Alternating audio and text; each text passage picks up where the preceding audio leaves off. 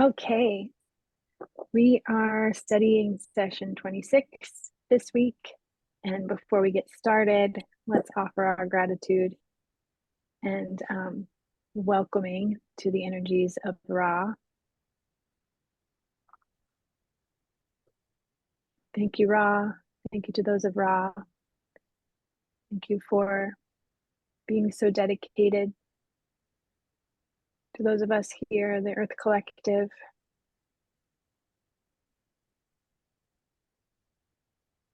We gain so much through your teachings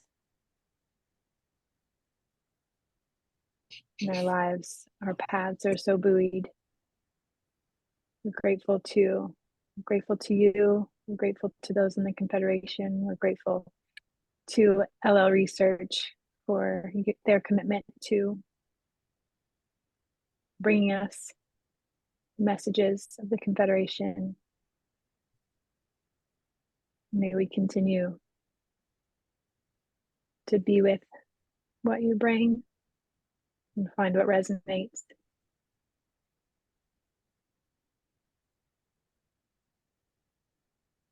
Keep walking our good paths. Thank you, Ra.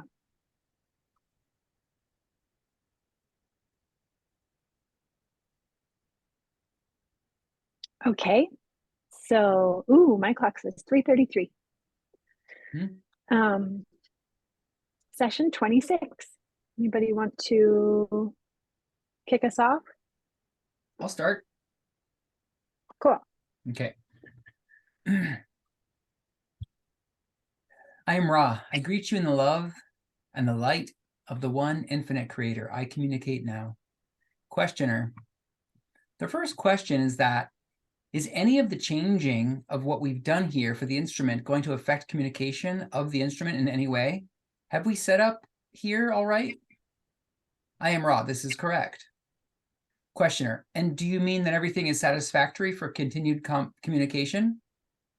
I am Ra. We mean that the changes affect this communication. Questioner. Should we discontinue this communication because of these changes, or should we continue? I am Ra. You may do as you wish. However, we would be unable to use this instrument at this space-time nexus without these modifications. Questioner. Assuming that it is all right to continue, we're down to the last 3,000 years of this present cycle. And I was wondering if the law of one, in either written or spoken form, has been made available within this past 3,000 years in any complete way, such as we are doing now. Is it available in any other source? I am Ra. There is no possibility of a complete source of information of the law of one in this density. However, certain of your writings, passed to you as your so-called holy works, have portions of this law. Questioner. Does the Bible, as we know it, have portions of this law in it? I am Ra. This is correct. Questioner. Can you tell me if the Old Testament has any of the law of one? I am Ra. This is correct. Questioner. Which has more of the law of one in it, the Old Testament or the New Testament? I am Ra. Withdrawing from each of the collections of which you speak, the portions having to do with the law of one, the content is approximately equal. However, the so-called Old Testament has a larger amount of negatively influenced material, as you would call it. Questioner. Can you tell me about what percentage is Orion influenced in both the Old and the New Testaments? Ra. We prefer that this be left to the discretion of those who seek the law of one. We are not speaking in order to judge. Such statements would be construed by some of those who may read this material as judgmental. We can only suggest a careful reading and inward digestion of the contents. The understandings will become obvious.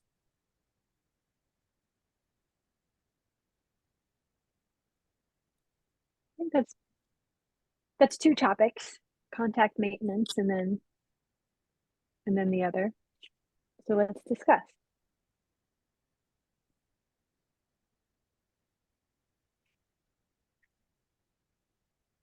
Well, it matches my experience. I mean, I'm not at all, I wouldn't at all consider myself a very well versed on the Bible, but I have read, I have read through it, and it seems like the Old Testament, has the kind of depiction of the Creator or God as what people think of as like the judgmental and wrathful and jealous God. That depiction seems to show up more in the Old Testament, and the New Testament seems to be more of like focused on Jesus and his teachings and his qualities. That's kind of how I understand. Yeah.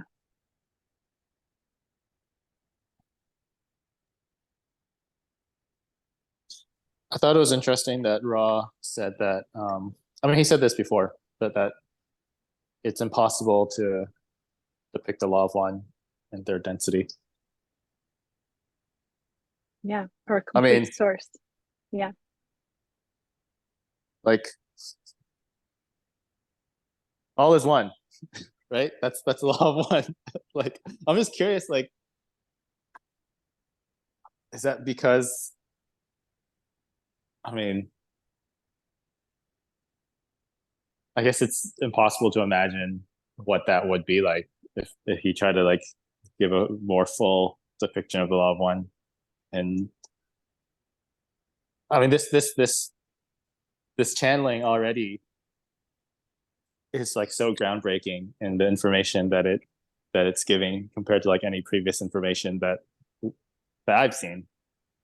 And even with this channeling, it's like, oh, but like I wish we could have more. It's like we only have like tiny slice of the pie. But yeah, apparently there's probably like more fundamental things that are just cannot be translated into just our language, maybe, or just like our capability of perception just isn't enough. I there was long a long time ago, like well, not that long ago. Last year I read this book called The One, and I've talked to some of you guys about it, about uh like people trying to like from a scientific perspective, like understand the nature of the universe, and they say that like our present reality is the equivalent of us being tied inside a cave, and we can only stare at a cave wall, and then we see the sun shining through the entrance of the cave, and it casts shadows, and all we can see are the shadows, and we never I can actually see the actual sun, but all we experience is like the fact that we can see our own shadows on the wall. And that makes me think of like what Ross says when he says like, yeah, we just can't tell you about the law of one. Yeah. So we have Aaron and then Kent on stack. The thing I was going to say is like I've thought a lot about the word law in the context of the law of one, and like, what's a synonym, or what do they mean by law? And I think another word that could, if there was a substitute word for law, I think it's the way. And so it's like another way of saying the law of one is like the way of reality, or like from Ra's perspective, I think they know it. They know directly in some sort of automatic or all-encompassing way the unity of creation, and they see that that's real. They see and experience that that's just what is, and we don't. We don't see that. We don't know that. It's not built in as a part of our experience. So it's like when they say the law of one, it's almost like they're, another way of saying it is like the way of reality, the actuality of things is like another way of saying the law of one. But because the actuality of things is a unified creator, they say the law of one. And I think from there, like they see that in an automatic and durable way from sixth density.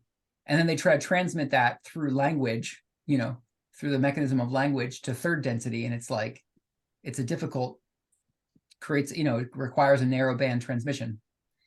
And then the other thing that I wanted to share was like the opening to the Tao Te Ching is so relevant to this, which is like, the translation is something along the lines of the truth that can be told is not the eternal truth. or the, the Tao that can be told is not the eternal Tao. And it's like that. It's like, you can't put it in language. You can't squeeze this infinite, unified, view of reality into a third density teaching, into a third density like language or whatever codified communicated thing. You just can't do it. It's not part of this. It's not a part of this realm or something. Mm-hmm. Yeah. Kent, I put myself on stack too, and mine's connected to this. Are you on the same topic? Are you shifting us to a different? Sort of. I think it's. Do you mind if I chime in? Yeah. Very go quick, ahead. or you? Go ahead. Yeah. Okay. Cool. Yeah, I think I want to just mostly just say like, yeah, what the way you said it, Aaron, really resonates for me. And I think particularly looking back, they say there's no possibility of a complete source of information. I think information is like, the one has seemingly gotten split into, the 10,000 things, into all of the distortions. And so like, you can't tell how all of the things are one. So like, there's no way to there's no way to have a telling. I mean, yeah, all is one. But anyway, that's the way I take it too. It's like, you can't say all of it. And just, yeah. Okay. Your turn, Ken. Well, that's kind of what I was gonna say too. Oh, sorry for jumping in there. No, it's okay. So yeah, there's no possibility of a complete source of information on the law of one. So yeah, like Aaron said, in this density, like Aaron said, some things might not be possible to express with their language and stuff like that. But my thought also was that, the information about the law of one is basically infinite. I mean, there's an infinite amount of information about the law of one. So that's another reason why it can't be fully expressed in this density. Yeah. Unless we get to the point where we can experience infinity. That's well, experience infinity. Right. Which kind of like points me towards seventh density. It's like not even sixth density. Like it makes me think of like imagining a quote unquote complete source of the information of the law of one.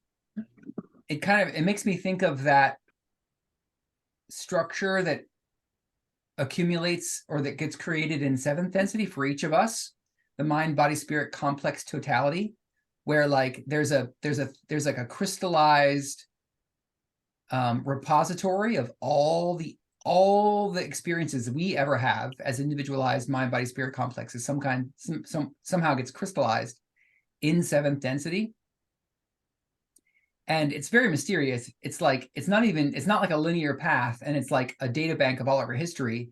It's like a data bank of all our possible histories or something. It's really hard to describe. Yeah, it's But like a quantum map.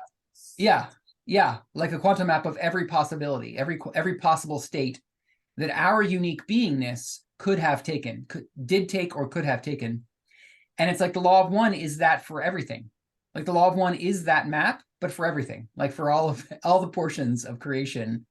And you put it all together, and like the closest thing that could be a complete source of information of the law of one would be that, which feels like a seventh density kind of phenomenon or resource or something. Yeah, I just want to share about 15 or so years ago, I kind of started my own like quest, my spiritual quest sort of in earnest. I think I had been on the quest to some extent, but about 15 years ago, I was like, okay, what is this thing? I'm figuring it out. And I'll know I'll have, I sort of had this sense of like, I'll know I'm there when I've like got this refined nugget of like this like little packet of information, and I can say, okay, this is it, and like, and and in some ways, like I was in searching for that one thing in earnest for many, many years, you know, I'm like, oh, there's not that. I mean, all is one definitely comes close, but it kind of just seems funny looking back that like, no, I thought I could come to some like, okay, guys, I figured it out. Here it is. Yeah.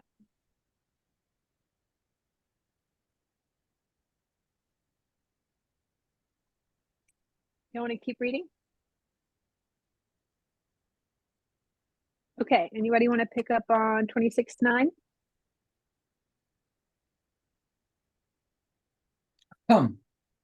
We can probably skip to 26:10. Yeah, we probably can. Cough. 26:10.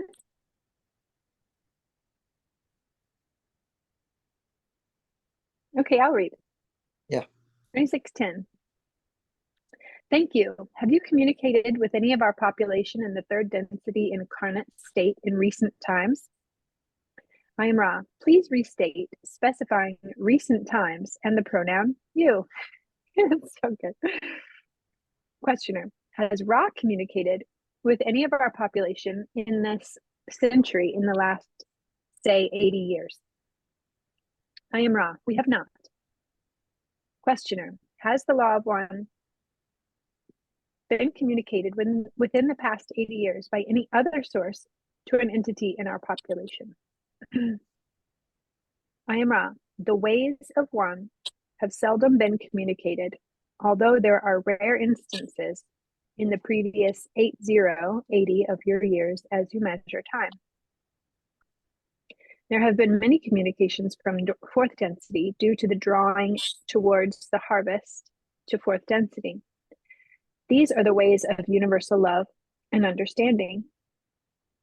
The other teachings are reserved for those whose depth of understanding, if you will excuse this misnomer, recommend and attract such further communication.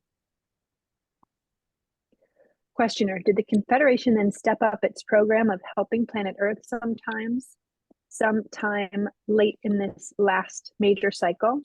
It seems that they did from the previous data, especially with the Industrial Revolution. Can you tell me the attitudes and reasonings behind this step up? Is there any reason other than that they just wanted to produce more leisure time in the last, say, 100 years of the cycle? Is this the total reason? I am Ra. This is not the total reason.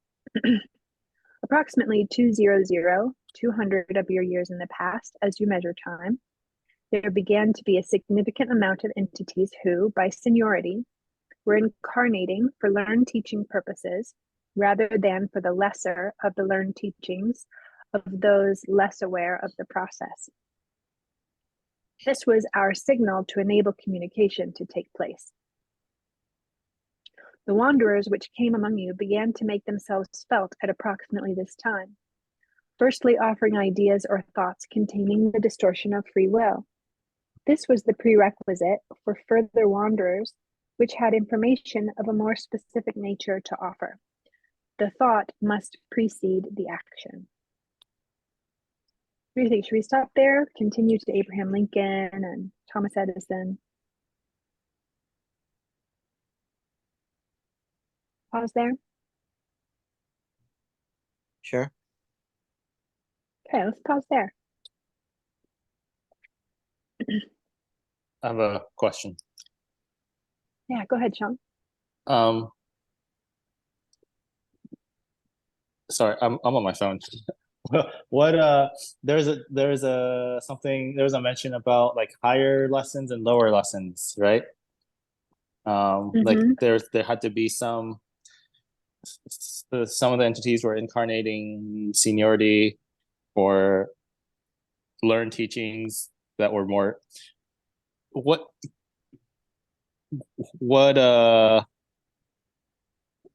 does that mean? Like what I mean I get the principle. Like in third density, like you know, you have lessons to learn. And at some you start from like basically like animal survival and then you end up in love. But like at what point does anyone have any insight on like, oh, like now they're no longer focused on just survival. So I guess we can start teaching them about how to build a society or something like that. Is that That's sort of what's going on here. That's the way I read it. Like I kind of think of like, it's like a kindergarten class. Okay, the kindergarten class has finally learned how to sit in circle and be still and listen to the teacher. Now that they're sitting still and listening to the teacher, what are we going to do? You know, what are we going to do with their attention? That's kind of what it sounds like to me. Aaron.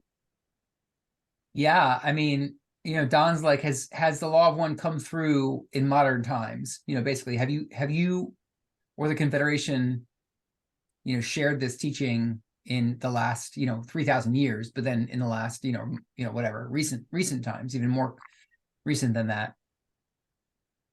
And Ra's response is like, no, not really. And it's interesting, they say the ways of one, not the law of one, the ways of one have seldom been communicated, although there were rare instances in the previous 80 years. And, it seems like, sixth density lessons are just too advanced for what the Earth is calling for. Like there aren't that many entities on the Earth that are really earnestly and sincerely needing that level of teaching. The general level of teaching that most entities are still needing is just like the lessons of love. These are the ways of universal love and understanding. So moving towards fourth density. So just the sort of basic intro lessons to that, to acceptance, forgiveness, these sorts of things. So it seems like they're saying that like that's the majority of the communication that's coming through from the Confederation have to do with fourth density. And, the entities who are calling for like the more advanced lessons of fifth and sixth just not very strong. This wasn't very necessary or needed. But then because there are wanderers, there was an increase or an uptick or, an acceleration of wanderers coming in the last 200 years. It's like once the wanderers come in, well, the wanderers are from higher densities. I think Ra says most wanderers are from sixth density. So you'd have all this uptick in wanderers coming in. So there's these sixth density souls vibrating, in sixth density, now living on Earth. So they'd be creating a calling just by their mere presence on Earth. And so that starts to like accumulate into a stronger call for the advanced material. And as we know, two of the three in LL research group from Ra, from Carla, Jim, and Don, two of them are from sixth density, one's from fifth. So they're making, so they're directly not just calling, but like also making themselves available to receive the call and bringing it through. Anyway. So, building off what you just said, when Ra says 200 years ago, there began to be a significant amount of entities who by seniority were incarnating for learned teaching purposes rather than for the lesser of the learned teachings. Are those entities these entities who by seniority were incarnating, are these wanderers or are these just more advanced natives? That's a really good question. I typically have thought of the seniority of vibration to refer to souls that are very, very close to being harvestable from third density. But in this context, it kind of seems like it could also mean like wanderers, souls who've already graduated and harvested third and maybe from fourth and fifth too. Like seniority just kind of just means like, what level of core vibration are you at, right? So Ra is obviously senior, to most souls on Earth, just not in terms of like elite or in terms of whatever, better or less, but just in terms of like, what are they focused on? What grade are they in? Well, they're senior. They're upperclassmen, like they've been through third and fourth and fifth, and they're almost finished with sixth. So I think in this context, I would go with like seniority of vibration, meaning just generally what density, what primary vibrational set point are they from? So wanderers, I think wanderers, as well as like advanced third density entities close to harvestability.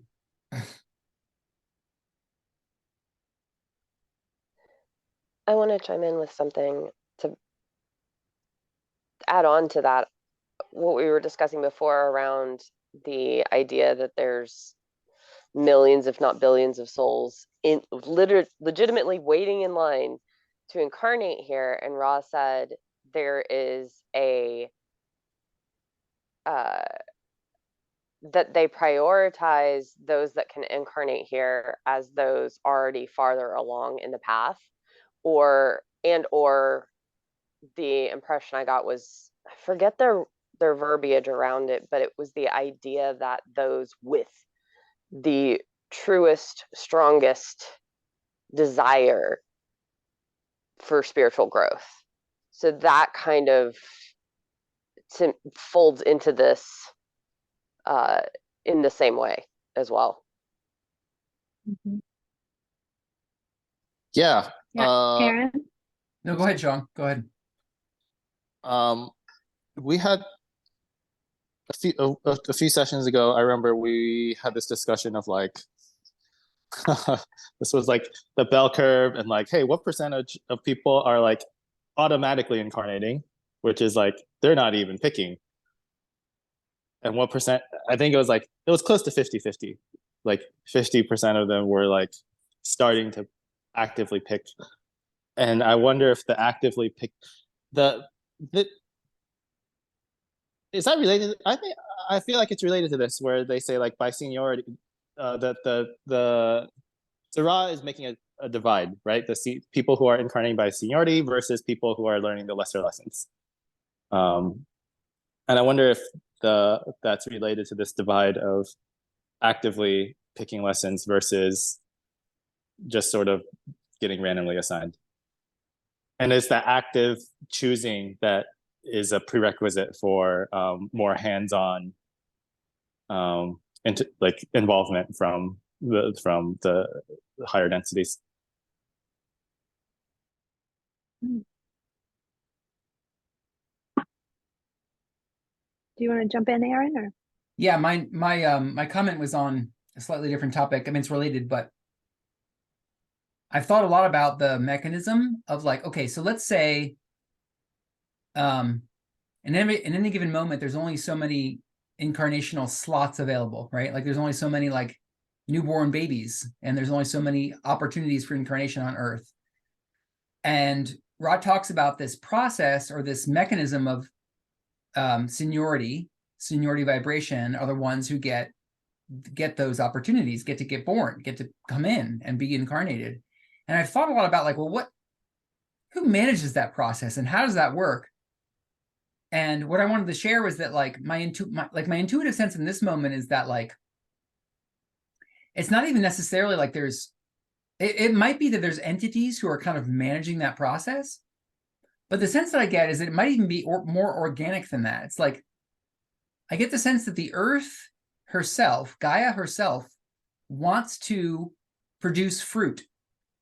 Like, I think the fruit of third density, like if the Earth is the metaphor of the Earth is a plant, a living organism who is serving the creator by creating some life, some form of life. In third density, the fruit is harvestable entities. So it's like if the Earth in her own intelligence wants to succeed in her third density cycle, she wants to produce souls who have chosen the positive or negative path, who are harvestable. And it makes me feel like the sense that I get is that this seniority of vibration mechanism, it's not necessarily like the Council of Saturn is like, this external authority who's kind of like saying, yes, you can go in, no, you can't go in. It feels more organic. It feels like more like, no, all the souls who are native to Earth, or all the souls who are cycling in third density, like they just sort of like automatically determine who gets to go in because they're all a part of Earth's oversoul or something, something like that. And I just wanted to share that my intuition is that it's not a bureaucratic process. It's more like an organic, collective, like self-governance kind of process. Like as a planetary collective, the souls that they know that they're ready, they, vibrationally, like the souls that are really close to harvesting, but they all know it. And in time space, everybody knows it. And it's like they just kind of go to the front of the line, and everybody wants them to succeed because they're all part of the one thing. And in time space, that's more apparent. Anyway, so I just wanted to share that sense that I have. Yeah, that really resonates for me. And as soon as you started sharing it, I had this image of the past of like, maybe it was like 20 years ago or something.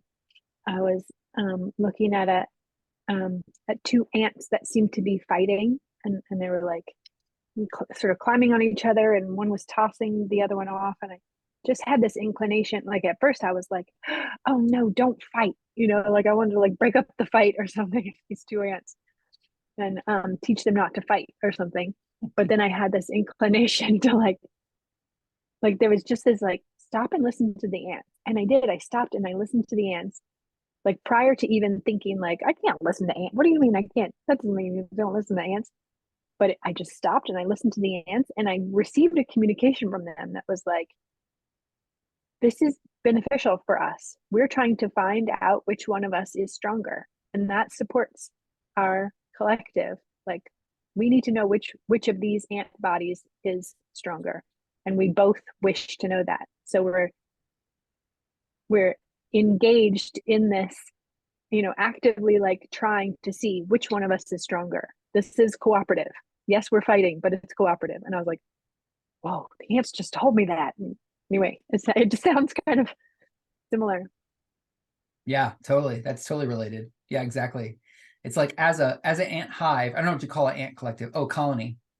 As a colony, if you think about the individual ants, you might see their relationships and interactions in one way. But if you see them as a collective, if you see the colony as like an individual organism, then that kind of interaction you witnessed takes on different meaning, doesn't it? And it's just like that with Earth. It's like, if you look at it as an organism, then yeah, it just kind of takes on a whole different level of meaning for incarnational, seniority or whatever. Totally. That's neat. I want to say one thing to coattail on what you said, Aaron. I agree. I get the sense of the prioritizing is less cerebral and more about our spirit vibrational portion. Just like the stairs of light, like when we cross over and we're just going to go to where we vibrate properly and exit there. Similarly, those incarnating here, I believe, is the same thing.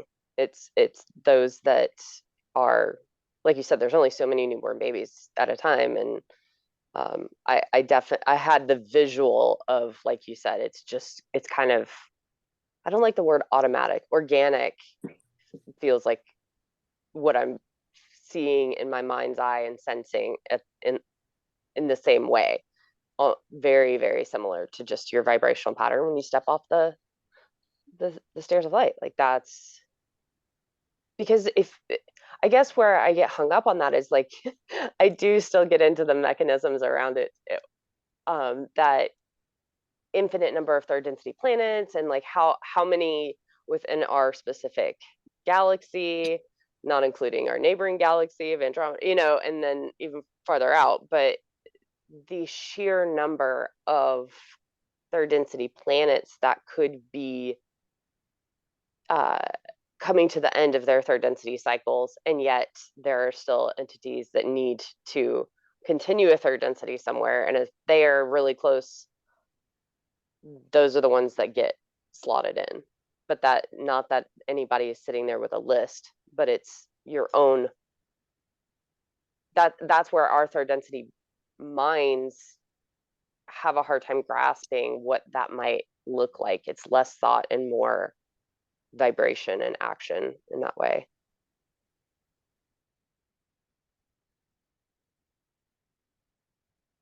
Neil, you want to jump in?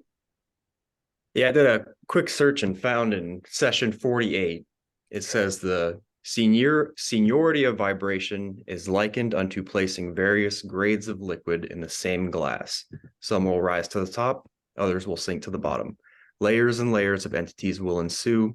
As harvest draws near, those filled with the most light and love will naturally, without supervision, be in line, shall we say, for the experience of incarnation. Perfect. Oh my gosh, Yeah. that's so helpful, Neil. Thank you. So helpful. Without thanks. supervision, it's not like, it's funny, you guys, the thing that's happening for me is the song, the Christmas song, making a list, checking it twice, gonna find out who's naughty or nice, right? It's not like Creepy there's Santa Santa. Claus. There's not some external entity who's like judging us and figuring out who's the highest and who's not. It's like, no, it's just a natural process. That's funny. Sorry. The Confederation is watching you. Yeah. And the naughty and nice list come. It's not the nice list. It's both. Right. Yeah. Right. Because the naughty and the nice are both harvestable. They're both on the, you know. Right. Yeah. How are the people on the negative path? How do they get counted on that list, you know, for seniority? I guess they have their own form of love light, which could be equivalent to the service to others, love light. There's the service to self, love light. So the levels for them could be compared to the levels for us. Right. Well, later in this session, we're going to read a portion about like where Ra says, like, it's hard for you to imagine fourth density negative, but like, you know, to serve the self, they do believe genuinely in their hearts. They believe that to enslave and conquer is to serve all. Like they really think that that's what is serving the creator, is be like, hey, everyone line up behind me. I'm God, you know, I'm the best guy, and you know, whatever. Yeah. So it's like, yeah, they're doing the same thing in the positive. They're trying to serve the creator, but just in a like give me kind of way rather than in a radiative kind of way. Right. Because I have this theory that, you know, to the people on the negative path, you know, to us on the positive path, the things that are good are things like love and compassion and empathy and things like that. But on the negative path, they have different values. To them, what is good is strength and power and being in control and things like that. Yep. And so to them, they see heart as a weakness. To them, heart is in the bad column because heart makes you vulnerable. Yep. Which decreases your power, is how they see it, I think. So yeah, and if you control and other people, or if you're abusive to other people, to them I believe that's like tough love, because it'll make the other people stronger, and to them strength is a positive thing. So if they're controlling and suppressing other people, they're helping other people to become stronger. I think that's how they do it. Yeah. One thing that comes to mind for me is like thinking of like the time of the Inquisition. Like if you believe, for instance, that hell is a possibility, and like, you know, let's say I think hell is a possibility for Kent, and like if he were to continue the path that he's on now, he's aimed for eternal damnation and suffering. So I need to do everything I can to save him from that, including superseding his free will and controlling him so that he confesses his sins, and you know, all that. Like, that's so good of me to do that for him so that I can save him eternal damnation. But it's just based on a mistaken assumption, you know, that he's headed for eternal damnation or whatever. Like, yeah, I think just, you know, I personally study, I'm fascinated by what happens when you believe a thought, and like believing mistaken things put us on a controlling path. you know, like, oh, I need to, out of the love of my heart, I need to control you now. Mhm. Fascinating. Yeah, and proselytizing fits in that same category, I think. Yeah, right. Yeah, kind of Yeah, going no. off the same topic. I just had the memory of like earlier in the Law One when they talk about the wanderers that came to Venus from fifth density to kind of teach wisdom, and they ended up, you know, reversing their polarity because they were trying to control, but they were so very positive, so very wise. And that lesson of just like any form of control, to even teach positive, loving messages, is going to decrease you. And it just kind of relates to my own field of like substance recovery, and you know, someone that's drinking vodka all day to just drinking vodka in the afternoon and night, like that's still a recovery, and that's something to reward, instead of, you know, saying this is the right way to 100% cold turkey, like alcohol's bad, but just giving them and listening and just, you know, supporting. And that's hard to, you know, direct someone with their full free will when you know that they could be harming themselves. But I mean, that's those lessons that we have to learn, and just hard to see if you're, you know, doing the right thing by giving some constructive criticism versus controlling. And yeah, I think that might be a big lesson of this veiled experience of how to, you know, let go of control and let people kind of figure out their own path. So fascinating. I just direct respond to that. Yeah, and then I Um, think let's keep reading just to keep us on track for finishing today. Great. I just wanted to say it reminds me of the I forget who did it, but the person who made the map of the different stages, the different stages of human consciousness. Yeah. Hawkins. David Hawkins did that. David Yeah. Hawkins. Yeah. And then the insight that like when you move from, no matter where you are on the scale, when you move from one part of the scale, like when you move up in the scale, no matter where it is, it feels good. So even if you move from shame to rage, like it's going to feel like the entity is going through that transformation, it's going to feel wonderful.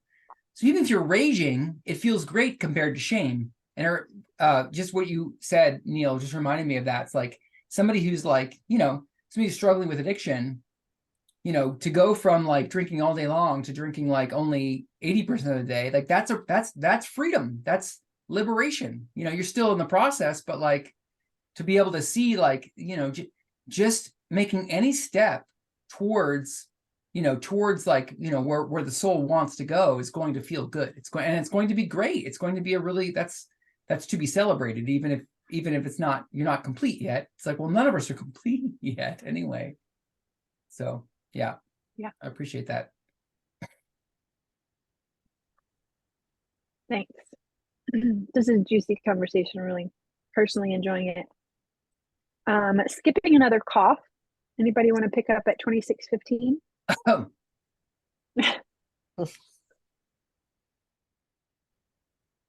I can read.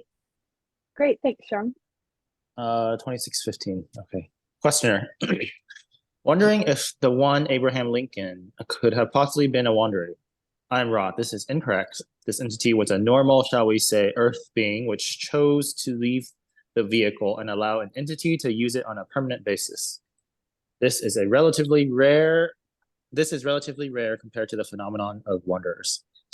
You would do better considering the incarnations of wanderers, such as the one known as Thomas, the one known as Benjamin. Questioner, I am assuming you mean Thomas Edison and Benjamin Franklin. Ra, this is incorrect. We were intending to convey the sound vibration complex Thomas Jefferson. The other correct. Questioner, thank you. Can you tell me where the entity that used Abraham's body, what density he came from and where? I am Ra. This entity was fourth vibration. Questioner, I assume positive? Ra, that is correct. Questioner, was his assassination in any way influenced by Orion or any other negative force? I am Ra. This is correct. Questioner, thank you. In the recent past of the last 30 to 40 years, the UFO phenomena has become known to our population. What was the original reason for? I know there have been UFOs throughout history, but what was the original reason for the increase in what we call UFO activity, say, in the past 40 years? I am Ra. Information which Confederation sources had offered to your entity, Albert Einstein, became perverted, and instruments of destruction began to be created, examples of this being the Manhattan Project and its product. Information offered through Wander Sound Complex Vibration Nikola Tesla, also being experimented with for potential destruction, example, your so-called Philadelphia experiment. Thus, we felt a strong need to involve our thought forms in whatever way we of the Confederation could be of service in order to balance these distortions of information meant to aid your planetary sphere.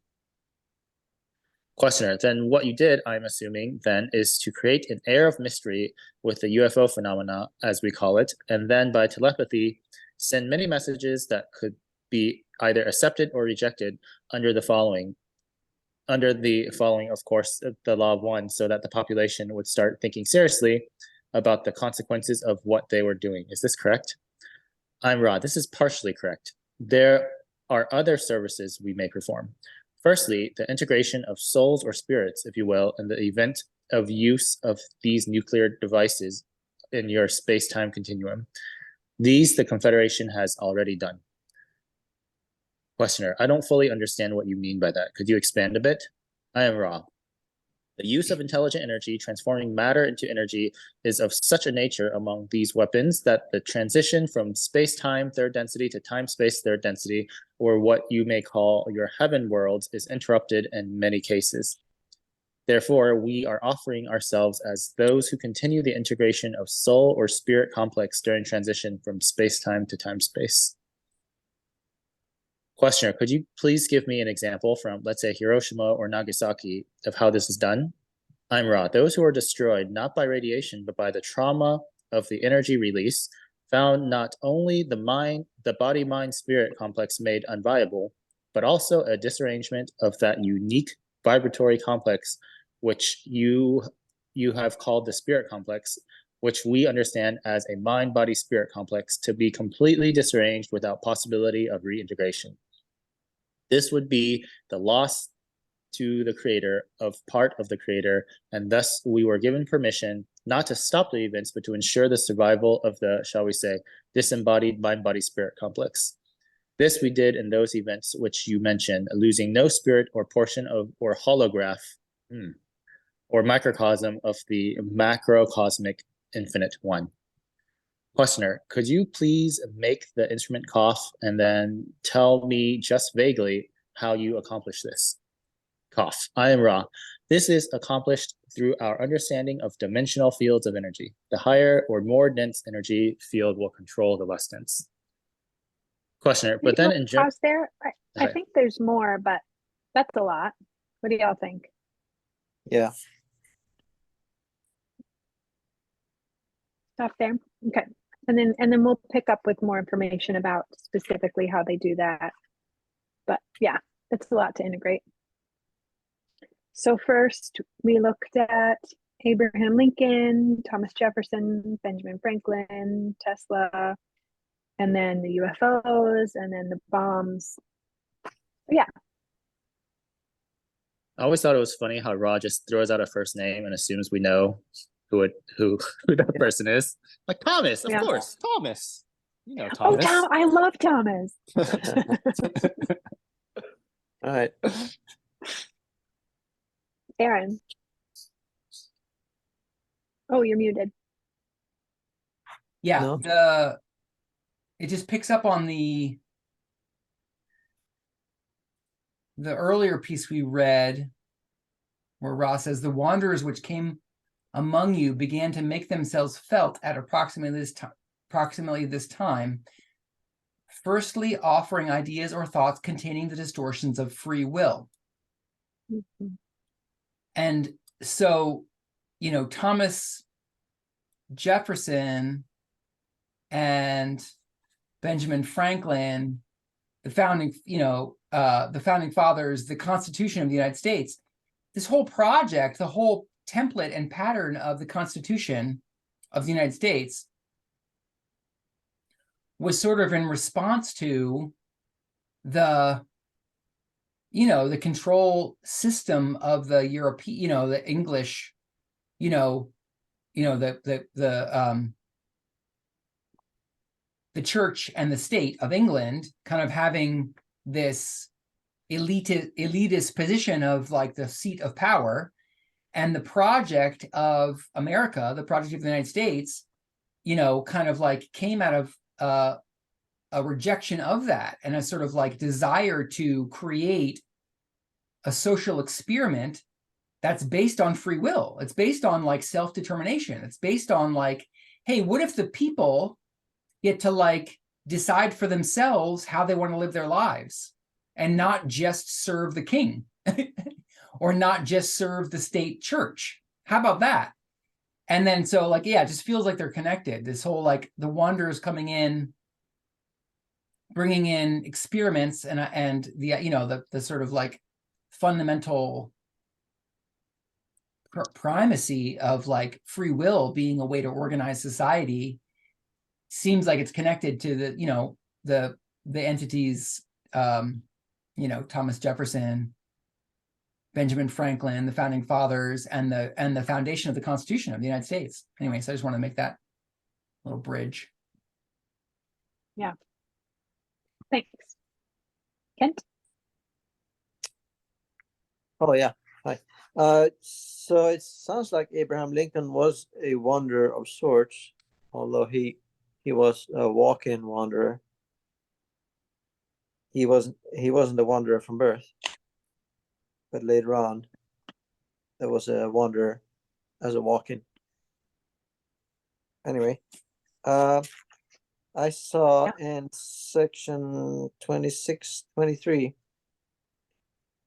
Ra makes a distinction between body-mind-spirit complex and mind-body-spirit complex, which is something I never noticed before.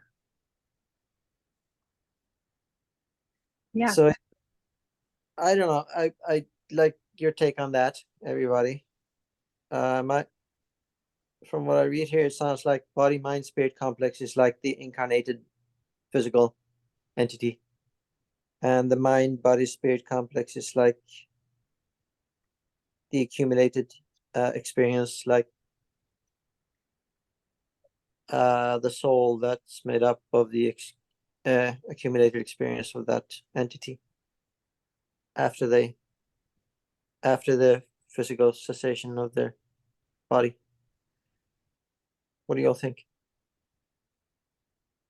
Yeah, I mean, the way you said it is kind of how I take it too. Like, it seemed like they emphasized body when they said body, mind, spirit to mean like just the way they say learn teaching or teach learning. When they say learn teaching, they mean kind of what we think of as learning. When they say teach learning, they mean what we think of as teaching. So I thought they were trying to emphasize body. Right. But then they say what you have called the spirit complex, meaning like, we're thinking to emphasize the spirit part, and they think of it as the whole thing. I mean, that's kind of the way I took it, but it does seem like there's probably more nuance in there that we don't understand.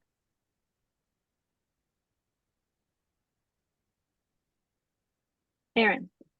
Yeah, the thing that's interesting, Kent, I actually didn't even register the distinction between body, mind, spirit complex and mind, body, spirit complex. What got my attention was when they say the disarrangement of that unique vibratory complex, which you have called spirit complex, which we understand as a mind, body, spirit complex. That sentence right there, I think, is what it's kind of like one of the places where it's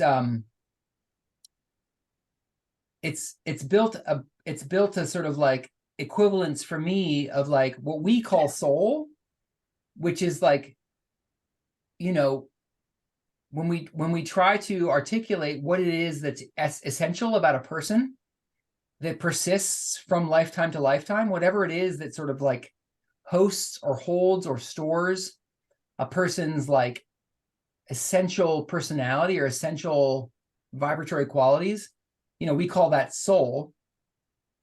I think Ra calls it the mind-body-spirit complex. And then, they make a distinction, like we call it the spirit complex, and sometimes we call it soul, and they call it the mind-body-spirit complex. So anyway, somewhere along the line, I built the sort of like linguistic, equivalence of like what we call soul, Ra would call a mind-body-spirit complex. And what's interesting is that that's typically what they call people. They call people mind-body-spirit complexes. Anyway, so that's the piece that got my attention more, is like the distinction between a spirit complex and a mind-body-spirit complex. And I hadn't even noticed that they said the first part of body-mind-spirit complex. That's interesting. Yeah. And nukes disintegrate the soul.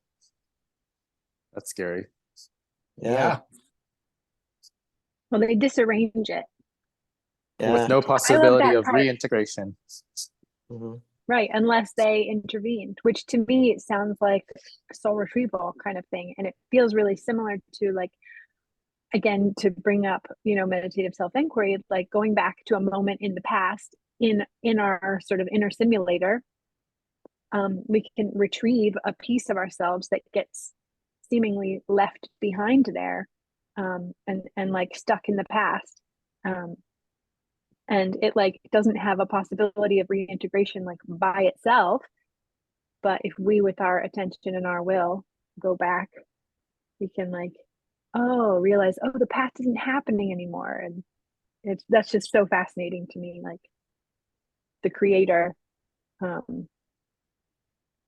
needs like soul retrieval. Any part of the create, it's like, I just love that part.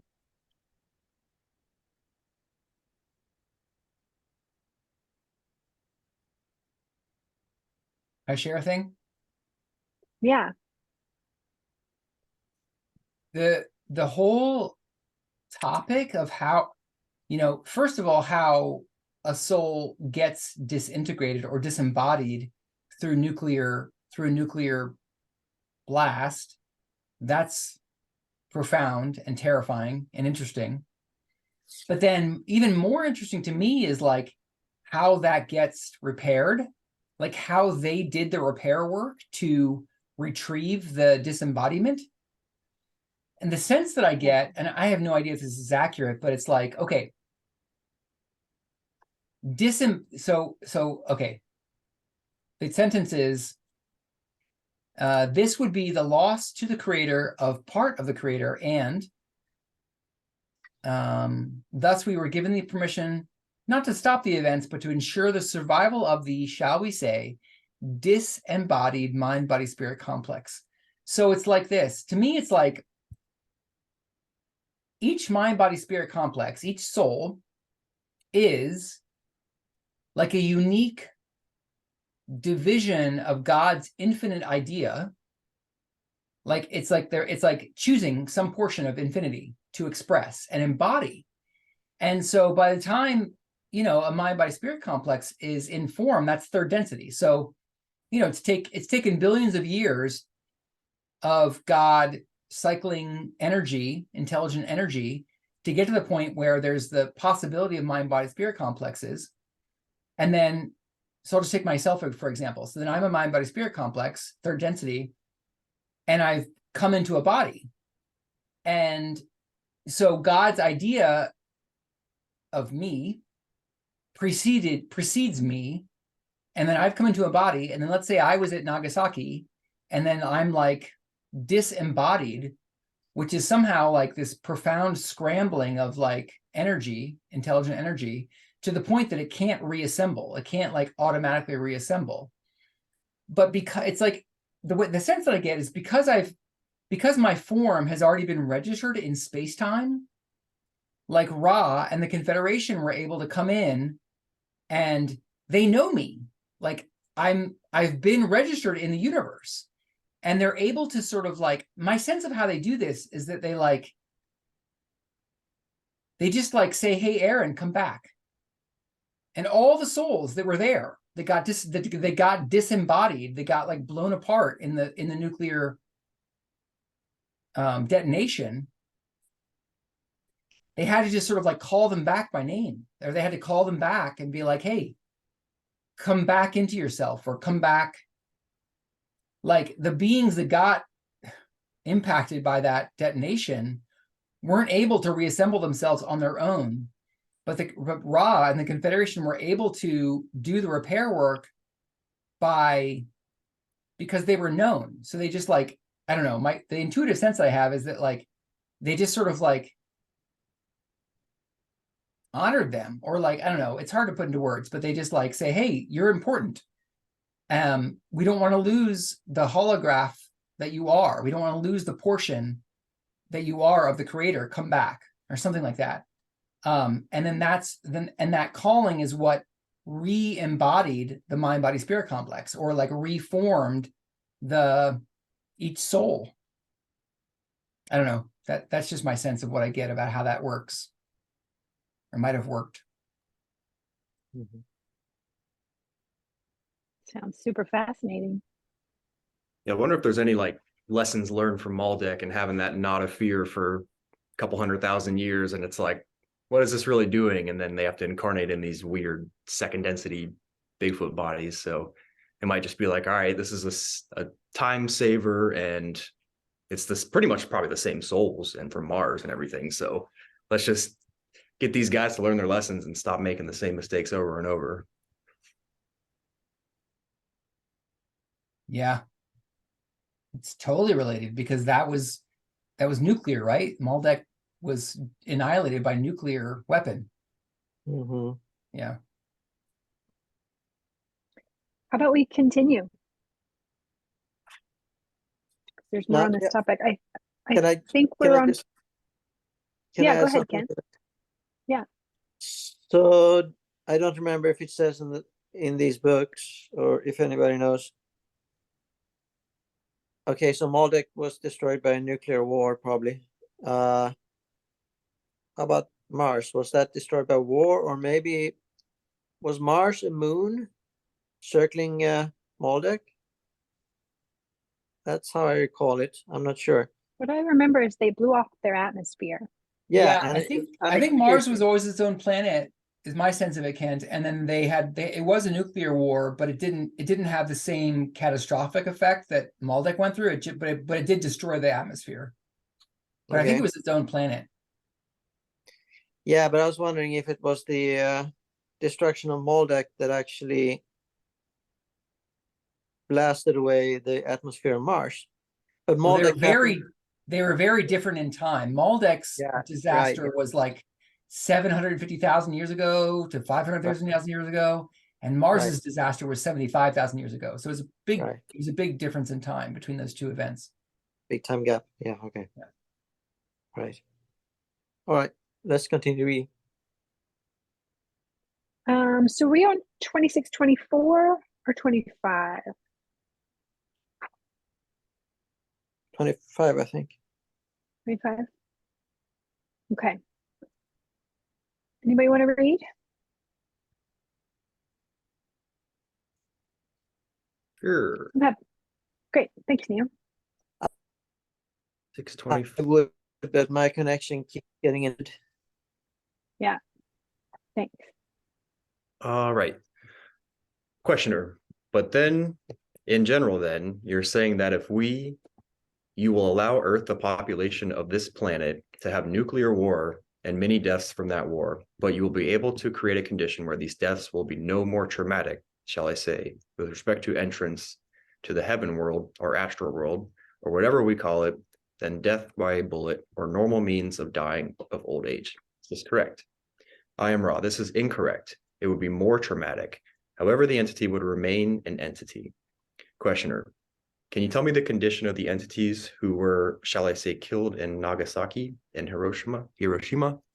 At this time, what is their condition? I am Ra. They of this trauma have not yet fully begun the healing process. They are being helped as much as possible. Questioner, when the healing process is complete with these entities, will this experience of the death due to the nuclear bomb caused them to be, shall we say, regressed in their climb toward fourth density. I am Ra. Such actions as nuclear war affect the entire planet. There are no differences at this level of destruction, and the planet will need to be healed. Questioner. I was thinking specifically if an entity was in Hiroshima or Nagasaki at that time, and he was reaching harvestability at the end of our cycle, would this death by nuclear bomb possibly create such trauma that he would not be harvestable at the end of the cycle? That was specifically my question. I am Ra. This is incorrect. Once the healing has taken place, the harvest may go forth unimpeded. However, the entire planet will undergo healing for this action.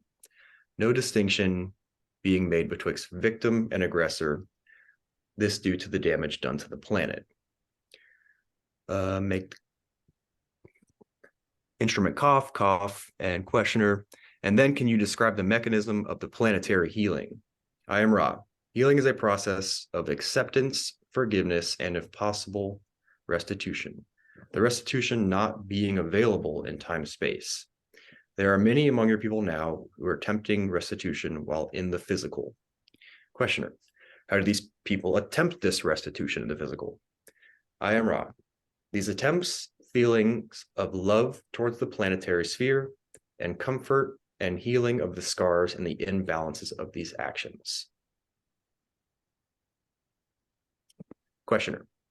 Then as the UFO phenomena was made obvious to many of the population, many groups of people reported contact. Many groups of people reported telepathic communication with UFO entities, and many recorded the results of what they considered telepathic communication. Was the Confederation, shall we say, oriented to impressing telepathic communication on groups that became interested in UFOs? I am Ra. This is correct, although some of our members have removed themselves from the time-space using thought form projections into your space-time and have chosen, from time to time, with permission of the Council, to appear in your skies without landing. Questioner. Then are all the landings that have occurred, except for the landing when Eisenhower was contacted, are all of those landings of the Orion group or similar type groups? I am Ra. Except for the isolated instances of those of, shall we say, no affiliation. This is correct. Questioner. Is it necessary in each case for the entity who is contacted in one of these landings to be calling the Orion group, or do some of these entities come in contact with the Orion group even though they are not calling that group? I am Ra. You must plumb the depths of fourth density negative understanding. This is difficult for you. Once having reached third density space-time continuum through your so-called windows, these crusaders may plunder as they will. The result's completely a function of the polarity of the, shall we say, witness, subject, or victim. This is due to the sincere belief of fourth density negatives that love of self is love to all. Each other self, which is thus either taught or enslaved, thus has a teacher which teaches love of self. Exposed to this teaching, it is intended that there be brought to fruition and harvest of fourth density negative of self-serving mind, body, spirit complexes. Cough, cough. Keep going. I think so. I mean, we could just go ahead and finish. This is a little bit of a longer session, and I would like to aim to finish. So we could go ahead and finish the reading and then discuss. Okay. How does that sound to all? Someone else willing want to marathon, or someone else could pick up? I could pick up. Here. Okay. So 2636. Then questioner, then I'm assuming all of the UFO groups who were getting telepathic contact from the Confederation were, shall we say, high priority targets for the Orion Crusaders. And I would assume that a large percentage of them were, shall we say, had their information polluted then. Can you tell me, do you have any idea what percentage of these groups were heavily polluted by the Orion information, and if any of them were able to remain purely a Confederation channel? I am Ra. To give you this information would be to infringe upon the free will or confusion of some living. We can only ask each group to consider the relative effect of philosophy and your so-called specific information. It is not the specificity of the information which attracts negative influences, it is the importance placed upon it. This is why we iterate often when asked for specific information that it pales to insignificance, just as the grass withers and dies, while the love and the light of the one infinite creator redounds to the very infinite realms of creation forever and ever, creating and creating itself in perpetuity. Why then be concerned with the grass that blooms, withers, and dies in its season, only to grow once again, due to the infinite love and light of the one creator? This is the message we bring. Each entity is only superficially that which blooms and dies. In the deeper sense, there is no end to beingness. So poetic. Cough, cough. Questioner, as you have stated before, it is a straight and narrow path. There are many distractions. I plan to create an introduction, shall I say, to the law of one, traveling through and hitting the high points of the 75,000-year cycle, possibly a few questions into the general future.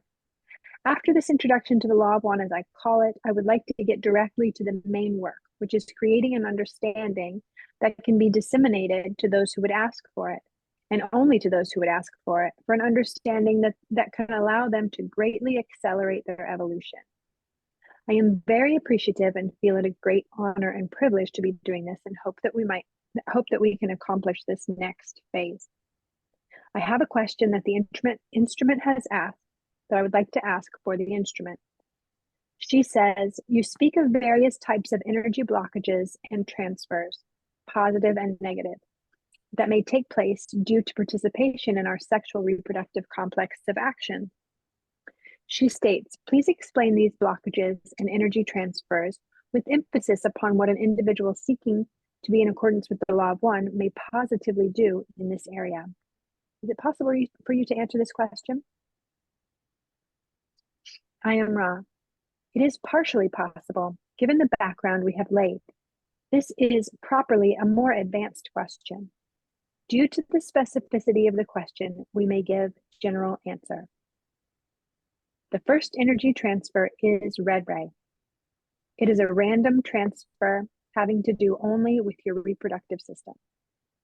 The orange and yellow ray attempts to have sexual intercourse create, firstly, a blockage if only one entity vibrates in this area, thus causing the entity vibrating sexually in this area to have a never-ending appetite for this activity. What these vibratory levels are seeking is green ray activity. There is the possibility of orange or yellow ray transfer, this being polarizing towards the negative, one being seen as object rather than other self, the other seeing itself as plunderer or master of the situation. In the third ray, and there's a footnote, this should be fourth or green, there are two possibilities. Firstly, if both vibrate in fourth ray, there will be a mutually strengthening energy transfer. The negative, or female as you call it, drawing the energy from the roots of the beingness up through the energy centers, thus being physically revitalized. The positive, or male polarity, as it is deemed in your illusion, finding in this energy transfer an inspiration which satisfies and feeds the spirit portion of the body-mind-spirit complex. There's body-mind-spirit again. Thus both being polarized and releasing the excess of that which each has in abundance by nature of intelligent energy. That is, negative intuitive, positive physical energies, as you may call them. This energy transfer being blocked only if one or both entities have fear of possession, of being possessed, of desiring possession, or desiring being possessed. The other green ray possibility is that of one entity offering green ray energy, the other not offering energy of the universal love energy, this resulting in a blockage of energy for the one not green ray, thus increasing frustration or appetite. the green ray being polarizing slightly towards service to others. The blue ray energy transfer is somewhat rare among your people at this time, but is of great aid due to energy transfers involved in becoming able to express the self without reservation or fear. The indigo ray transfer is extremely rare among your people. This is the sacramental portion of the body complex whereby contact may be made through the violet ray with intelligent infinity. No blockages may occur at these latter two levels due to the fact that if both entities are not ready for this energy, it is not visible, and neither transfer nor blockage may take place. It is as though the distributor were removed from a powerful engine. This instrument was able, as an example of this working, to baffle the Orion group during tape blank experiences, as you call this substance, due to the fact that it effectively completely opened other self to third ray. We correct this instrument. It is growing low in vital energy, green ray energy, and partially open other self to blue ray interaction. May we ask if you have any queries before we close? Cough, cough. Questioner, the instrument asks, how long do the debilitative effects that I am experiencing from the use of LSD last? And is there anything that we can do to make the instrument more comfortable? I am Ra. Firstly, the period of weakness of bodily complex is approximately 3 of your lunar cycles. The first ingestion causing approximately 1 of your lunar cycles, the second having a cumulative or doubling effect. Secondly, this instrument is well. You are most conscientious. I am Ra. I leave you, my friends, in the love and the light of the one infinite creator. Go forth then, merry and glad, and rejoicing in the power and the peace of the one creator. Adonai.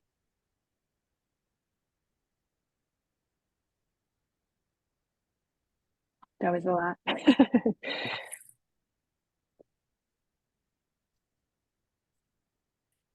Okay. So 3 lunar cycles, they mean 3 months? Yep. Wow, that's a long time. Yeah. Yeah.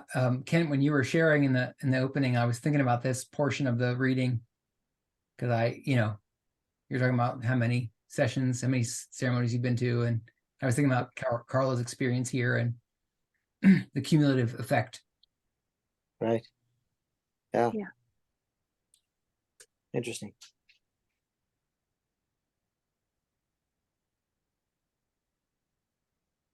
Yeah, I wonder if that's LSD does LSD have DMT in it? Is DMT part of LSD? No. Mm-mm. Okay, so it's different. Different. Yeah. Because I wonder what the difference is between different drugs, like cannabis,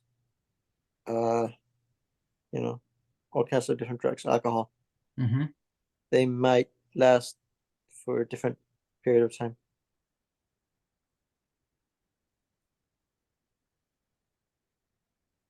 I mean, That in my sounds off. experience, I've experienced both LSD and ayahuasca, and they seem to be, again, it's almost like I think I remember hearing that some indigenous cultures talk about some plant medicines as almost like they call them like little teachers, and some plant spirit medicines they call big teachers. And I feel like ayahuasca is a big teacher. Mm-hmm. Cannabis is more of a small teacher. And I feel like LSD, it's not a plant, it's completely synthesized, but I feel like it's on the level of ayahuasca, just in terms of like how long it lasts and how long it takes to integrate the lessons of that experience. I feel like LSD and ayahuasca are sort of like, they're both big teachers. They both come with a lot of depth, but also a lot of, requirement for integration. Right. Yeah.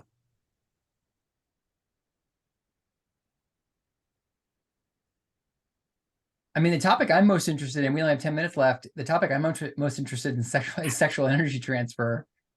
I wonder if other people want to zoom in on that. There's a few things we covered, we could zoom in on. Mm-hmm. Right. Yeah, there's one thing. Yeah.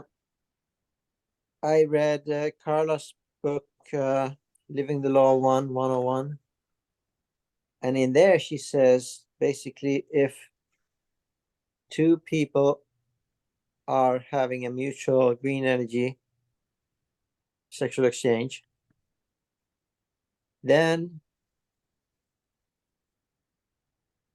either one of the other people who has their blue ray chakra or indigo chakra open for such an exchange can experience the exchange even without the other doing it. That's basically what she said in Living the Law of One, 101. But here it seems to be saying something different. I get what Right. they're saying. I feel like it's supporting what she says, because I think so too. when she Yeah, talks okay. about the LSD experience, so it feels like my understanding is that so she took LSD with a friend, they had sex, and the Orion group was there. They had influenced that to take place, and they were hoping to take advantage of that to interrupt the instrument. But she was so pure in her green ray that they weren't able to do it. She was so established in service to other and giving of herself in that exchange that they weren't able to succeed. But then they say here that she actually, the Blu-ray transfer, she was making available Blu-ray transfer to the entity she was exchanging with. Okay. Yeah. Even though the entity that had offered her the LSD and then was having sex with her, I don't know who it was not necessarily established in Blu-ray, but she was. And so there was something about like that she was making available Blu-ray transfer to an entity who didn't have access to that on their own, is how I read Okay. it. Okay. Sounds good to me.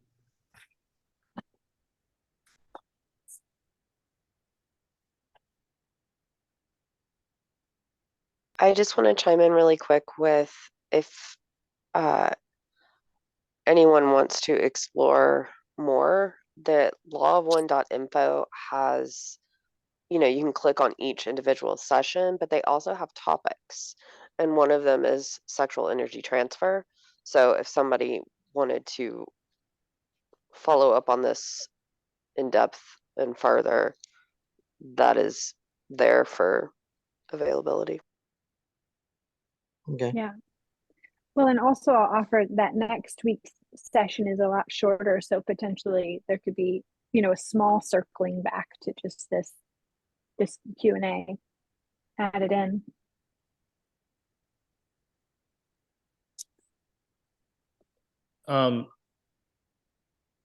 So I think it would be nice to actually like talk about these transfers in a way that's not so abstract of colors. Yeah. Like, okay, so like green ray, that's like mutual love. Like you actually like care about the other person.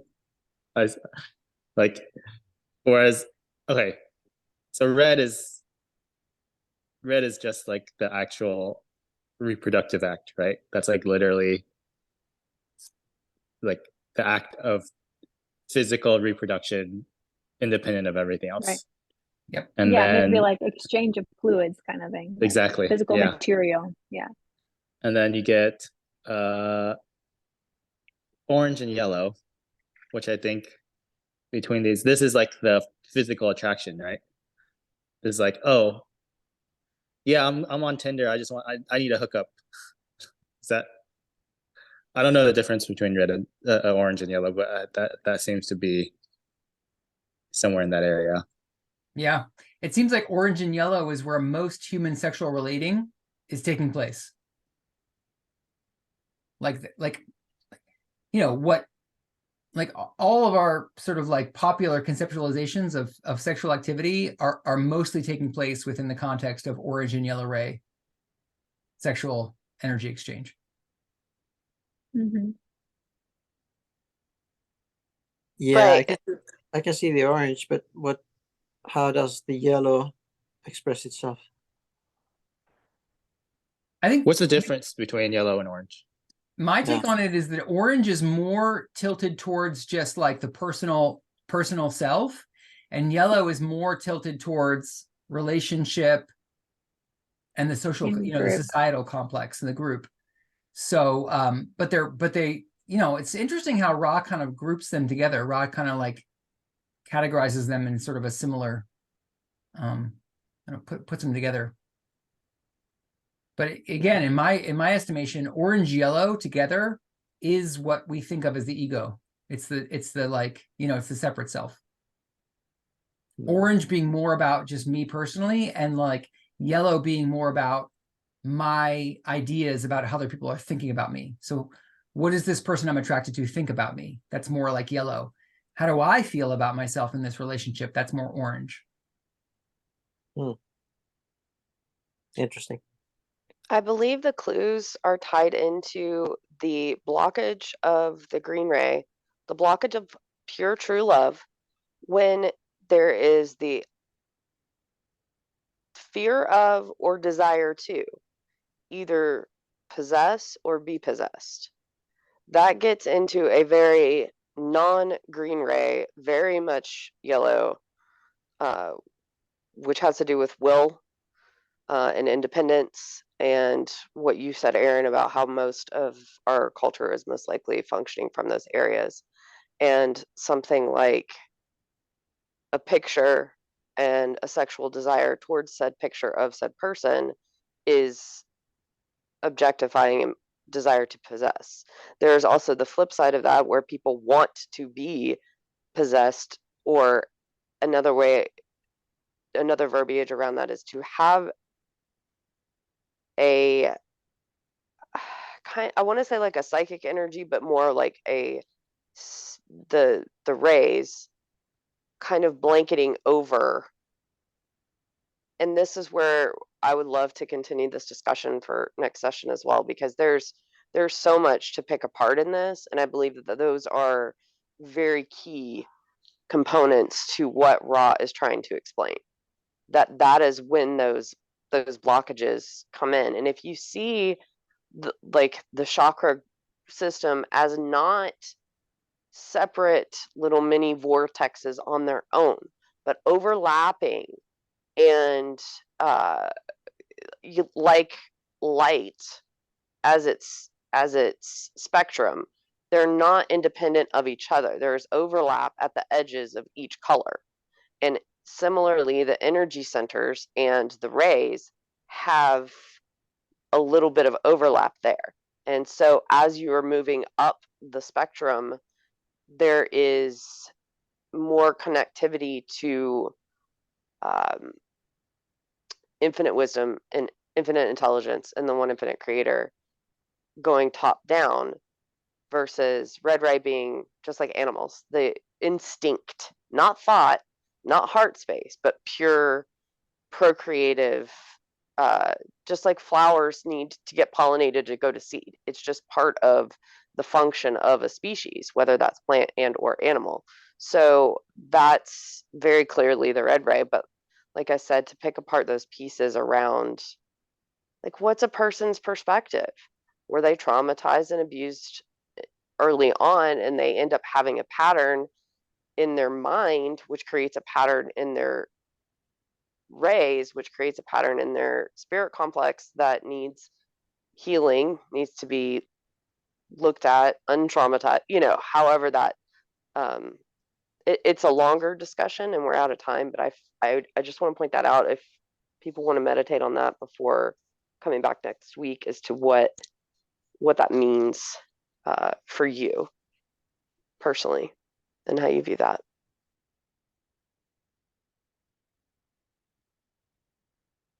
Well, thanks, Nia. Well, any closing remarks? Shall we call it? I have one closing remark. Cool. Just in the long one, 2638, there's a sentence there where Ra talks about this this energy transfer being blocked only if one or both entities have fear of possession or fear of being possessed, or desire possession or desiring being possessed. And it's like, when I read that, in a way, it sounds a little bit, it sounds pretty explicitly negative or something, possession. But I just wanted the presence that, like, there's a very innocent and common expression of that. Like, even like the most innocent way of kind of like that shows up in our society is like Valentine's. Won't you be my Valentine? Right? It's so sweet. It's so simple. It's so innocent. But be mine. Just the idea of mine has that quality of possession that I think they're referring to. It's like there's so many expressions of possession in romantic relationship that feel so normal and so built in to how we tend to relate to romantic relationships, that feels so normalized in our society. And I feel like it's profound once you start contemplating how possession and the idea of possession comes into our conceptualization of romantic relationships. And there's so much to be unpacked there. But I just wanted to point that out. Possession seems like, when you say possession, it seems like, oh, that's obviously like a little strange. But it's like, well, but it expresses in much more seemingly innocent and normal, kind of ways, like mine. Yeah. Won't you be my baby? Won't you be my girlfriend, boyfriend? Won't you be my this or that? Mine is the key. Possession. Yeah, thanks. Appreciate that. Yep. Yeah, I just even yesterday had a friend say a similar thing to me, like, you're my family. I claim you as one of my people. And it felt like really like, oh wow, that's reassuring. Like, I appreciate that. Anyway, it just sounds similar. Like, oh, and I appreciated it. It was like, oh, but that's endearing. That's really lovely. Mm-hmm. Yeah. All right. Thanks, y'all. Thank you. Till next Thanks, time. BJ. Wonderful facilitation. Thank you all for good. the conversation. Thank you, guys. See you guys next time. Bye, Sean. Bye, everybody.